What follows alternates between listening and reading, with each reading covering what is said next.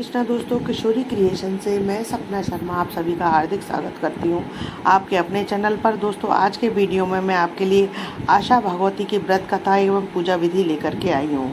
यह व्रत जो है अश्विन मास के कृष्ण पक्ष की अष्टमी से प्रारंभ होकर 8 दिन तक चलता है। अष्टमी के दिन गोबर मिट्टी से 8 कोने रसोई घर के होते जाते हैं। आशा भगवती की कहानी सुनने के बाद इन 8 कोनों पर दूध, 8 रुपये, 8 रोली के छींटे, मेहंदी के 8 छींटे, काजल की बिंदी की एक सुहाली और दीपक जलाएं।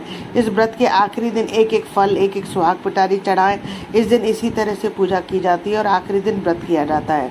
व्रत करने पर 8 सुहाली का बायना निकाला जाता है। 8 साल तक इसी व्रत के साथ पूजा करनी चाहिए और 90 वर्ष इस व्रत का उद्यापन कर देना चाहिए। 8 सुहाग पिटारी में सुहाग की सारी चीज़ें डाल दें। 8 सुहाली डालकर सामर्थ्य अनुसार दक्षिणा देकर पैर छूते हैं। पूजा करने के बाद ही कहानी सुनी जाती है। ये अब जानते हैं आशा भगवती की व्रत कथा। हिमाचल में एक राजा था, उसके 2 पुत्रियां थी। एक का नाम गौरा और एक का नाम पार्वती था।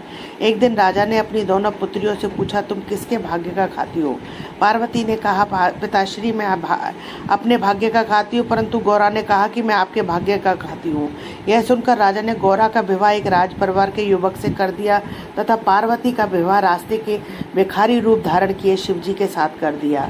शिवजी पार्वती जी को लेकर कैलाश पर्वत चल दिए।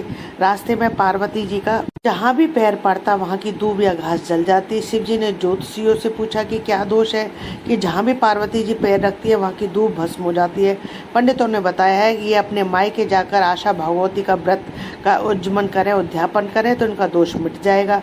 पंडितों के बताने पर शिवजी और पार्वती जी अच्छे मूल्यवान वस्त्र धारण कर, गहने पहनकर पार्वती जी के मायके चल दिए। रास्ते में उन्होंने देखा कि एक रानी के बच्चा होने वाला है। रानी बहुत परेशान थी। यह कष्ट देखकर पार्वती जी शिवजी से बोली, हे नाथ, बच्चा होने में बहुत कष्ट होता है, अतः आप मेरी कोख बांध दो।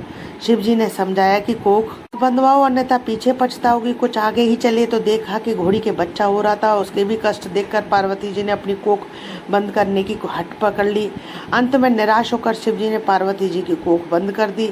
इसके बाद वे आगे की ओर चले। पार्वती जी की बहन गौरा अपनी ससुराल में बहुत दुखी थी। इधर पार्वती जी ने अपने मायके पहुंचने पर मायके वालों ने पार्वती जी को पहचानने से इनकार कर दिया। जब पार्वती ने अपना नाम बताया तो राजा रानी बहुत खुशी हुई। राजा को अपनी कही हुई पुरानी बात याद आई। राजा ने पार्वती से पुनः कि तुम किसके भाग्य का खाती हो? पार्वती ने उत्तर दिया कि मैं अपने भाग्य का खाती हूँ। ऐसा कहकर पार्वती अपनी भाभियों के पास चली गई। पार्वती की भाभियां आशा भगवती का उद्यापन कर रही थी। पार्वती जी बोली, क्या मेरे उद्यापन की तैयारी नहीं की? मैं भी उद्यापन कर देती। भाभियां बोली, तुम्हें क्या कमी है? तुम शिवजी से कहो, वह सब तैयारी करवा देंगे। पार्वती जी ने शिवजी से उज्जमन करने के लिए सामान लाने को कहा। तब शिवजी ने पार्वती जी से कहा, यह अंगूठी ले लो, इससे जो भी मांगोगी वह तुम्हें मिल जाएगा। पार्वती जी ने उस अंगूठी से उज्जमन यानी उद्यापन का सारा सामान मांगा। ने तुरंत सभी सामान 9 सुहाग की पिटारी सहित ला दिया। यह देखकर पार्वती की भाभियों ने कहा, हम तो 8 महीने से उज्जमन की तैयारी कर रहे थे, तब जाकर सामान की तैयारी कर सके, और तुमने थोड़ी ही देर में पूरी तैयारी कर ली।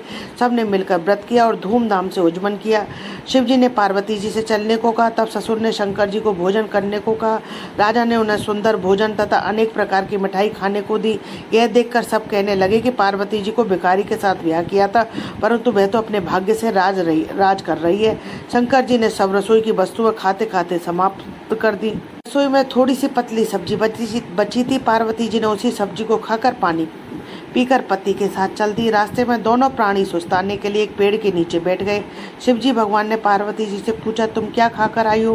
पार्वती जी बोली, हे नाथ, आप तो अंतर्यामी हो, आप सब जानते हैं, फिर ऐसा क्यों पूछ रहे हैं? शंकर जी बोले, रसोई में तो केवल थोड़ी सी पतली सब्जी बची थी, वही सब्जी और पानी पीकर तुम आ रही हो। इस पर पार्वती जी बोली, महाराज, आपने मेरी सारी पोर खोल दी, अब आगे कोई बात मत नहीं खोलना। मैंने हमेशा ससुराल की इज्जत मायके में रखी है और मायके की इज्जत ससुराल में रखी है। इसके बाद आगे चलने पर जो दूब सूख गई थी वह हरी हो गई। शंकर जी ने सोचा कि पार्वती जी का दोष तो मिट गया, और आगे बढ़ने पर पार्वती जी ने देखा कि वही रानी कुआं पूजन करने जा रही थी। पार्वती जी ने पूछा कि महाराज, यह क्या हो रहा है? शिव जी बोले कि यह वही रानी है जो प्रसव पीड़ा झेल रही थी, अब इसके लड़का हुआ है, इसलिए कुआं पूजने जा रही है। पार्वती जी बोली, महाराज, मेरी भी कोख खोल दो। शिव जी बोले, अब कैसे खोलूं? तो पहले ही कहा था कि कोक मत बनवाओ, लेकिन तुमने जिद पकड़ ली। इस पर पार्वती जी हट कर ली कि मेरी कोक खोलो, नहीं तो मैं इसी वक्त अपने प्राण त्याग दूंगी। पार्वती जी का हट देखकर शिव जी ने पार्वती जी के मैल से गणेश जी बनाए। पार्वती जी ने बहुत सारे नेकचार किए और कुआ पूजा।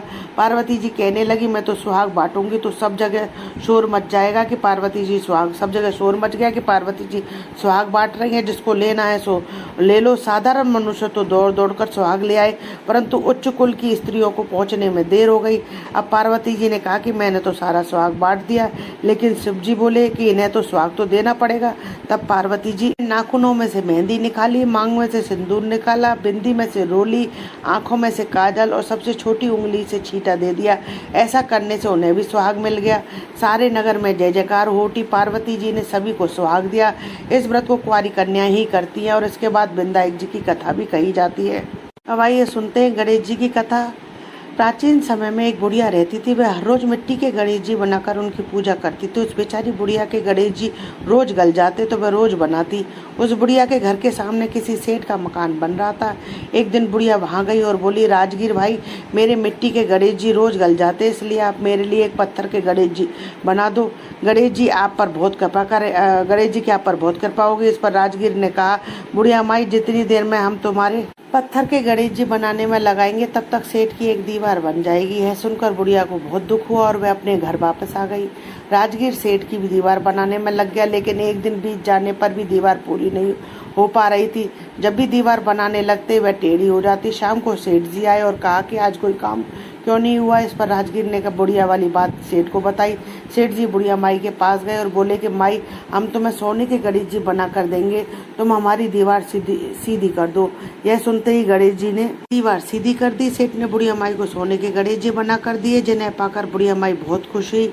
हे विनायक भगवान, हे गणेश जी महाराज, जैसे आपने बुढ़िया माई पर कृपा की वैसे हम सब पर भी दया दृष्टि करना। कथा अधूरी हो तो पूरी करना, पूरी हो तो मान करना।